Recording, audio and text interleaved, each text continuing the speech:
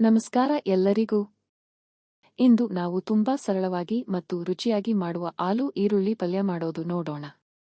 ಈ ಪಲ್ಯ ಚಪಾತಿ, ಪೂರಿ, ದೋಸೆ ಅಥವಾ ಅನ್ನದ ಜೊತೆ ತುಂಬಾ ಚೆನ್ನಾಗಿ ಹೊಂದುತ್ತದೆ. ಮನೆಯಲ್ಲೇ ಇರುವ ಸಾಮಾನ್ಯ ಪದಾರ್ಥಗಳಿಂದ ಬೇಗನೆ ತಯಾರಿಸಬಹುದಾದ ರೆಸಿಪಿ ಇದು. ಮೊದಲು ಬೇಕಾಗುವ ಸಾಮಾನುಗಳನ್ನು ನೋಡೋಣ. 3 ಮಧ್ಯಮ ಗಾತ್ರದ ಆಲೂಗಡ್ಡೆ ಉದುರಿಸಿ ಕತ್ತರಿಸಿಕೊಂಡಿದ್ದೇವೆ. 2 ಈರುಳ್ಳಿ ಸ್ಲೈಸ್ ಮಾಡಿಕೊಂಡಿದ್ದು, 2 ಹಸಿಮೆಣಸಿನಕಾಯಿ, ಅರ್ಧ ಟೀ ಸ್ಪೂನ್ ಸಾಸಿವೆ, 1 ಟೀ ಸ್ಪೂನ್ ಉದ್ದಿನಬೇಳೆ, ಸ್ವಲ್ಪ ಕರಿಬೇವು, ಚಿಟಿಕೆ ಅರಿಶಿನ, ರುಚಿಗೆ ತಕ್ಕಷ್ಟು ಉಪ್ಪು ಮತ್ತು 2 ಟೇಬಲ್ ಸ್ಪೂನ್ ಎಣ್ಣೆ ಬೇಕಾಗುತ್ತದೆ. ಈಗ ಅಡುಗೆ ಪ್ರಾರಂಭಿಸೋಣ. ಒಂದು ಕಾವಲಿಯನ್ನು ಸ್ಟವ್ ಮೇಲೆ ಇಟ್ಟು ಎಣ್ಣೆ ಹಾಕಿ ಬಿಸಿ ಮಾಡಿಕೊಳ್ಳಿ. ಎಣ್ಣೆ ಬಿಸಿ ಆದ ನಂತರ ಸಾಸಿವೆ ಹಾಕಿ ತುರಿಯಲು ಬಿಡಿ. ನಂತರ ಉದ್ದಿನಬೇಳೆ ಹಾಕಿ ಸ್ವಲ್ಪ ಗೋಲ್ಡನ್ ಬಣ್ಣ ಬರುವವರೆಗೆ ಹುರಿಯಿರಿ.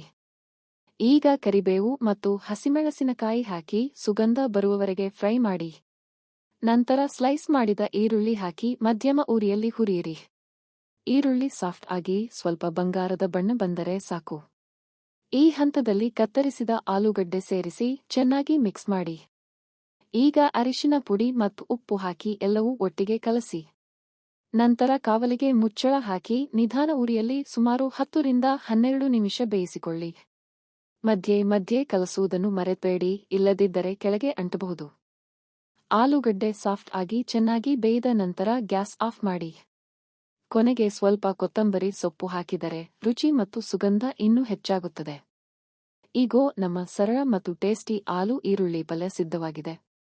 ಬಿಸಿ ಬಿಸಿ ಚಪಾತಿ ಅಥವಾ ಪೂರಿ ಜೊತೆ ಸರ್ವ್ ಮಾಡಿದರೆ ತುಂಬಾ ಸೂಪರ್ ಆಗಿರುತ್ತದೆ. ಈ ರೆಸಿಪಿ ನಿಮಗೆ ಇಷ್ಟವಾದರೆ ವಿಡಿಯೋಗೆ ಲೈಕ್ ಮಾಡಿ, ಕಾಮೆಂಟ್ ಮಾಡಿ ಮತ್ತು ಇನ್ನಷ್ಟು ರುಚಿಯಾದ ಅಡುಗೆ ವಿಡಿಯೋಗಳಿಗಾಗಿ ನಮ್ಮ ಚಾನೆಲ್ ಸಬ್ಸ್ಕ್ರೈಬ್ ಮಾಡೋದನ್ನು ಮರೆತಬೇಡಿ.